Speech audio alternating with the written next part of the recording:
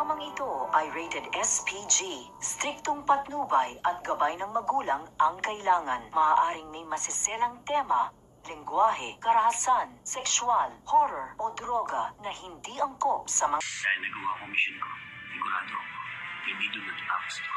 Iganti mo ako at tahin mo ang lahat ng mga membro ng Red Phoenix. Kilala ko po ang mga to. Magandang araw po sa lahat. Narito pong pinakabangan na episode ng APG Ang Batang Quiapo. Dahil masaya si Chip Espinas dahil sa katagumpay ni Tanggol at Baba sa pagkamatay dito ni Congressman Sevilla ay mag-i-invite siya dito ng mga celebrity. At dito nga sinabi niya sa mga nakakulong sa loob ng bilibid ng kailangan ay maging magalang sila at huwag gagawa ng gulo. At kung gagawa nga daw sila ng gulo ay babartolina na naman sila at hindi papakainin.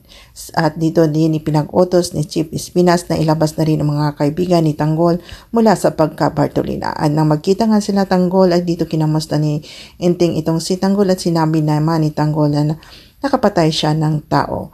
At kapalit nga daw sa kanilang buhay. At nagpapasalamat naman ang mga barkada dito ni Tanggol dahil niligtas nga sila.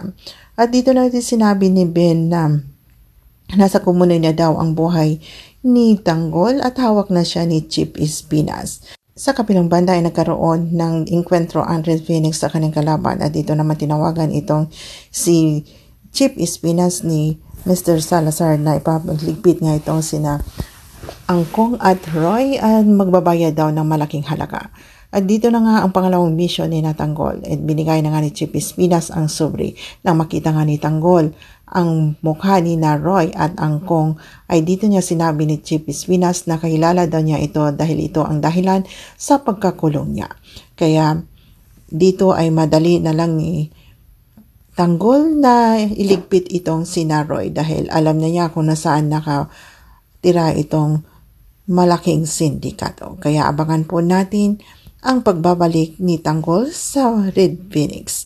Kaya tutok lang mga kapatid dito sa EPG Ang Batang Quiapo. If you like this story, please subscribe, like, and share at bell na din po ang notification para po sa sunod na aking mga upload ay ma-notify po kayo. Maraming salamat at God bless po.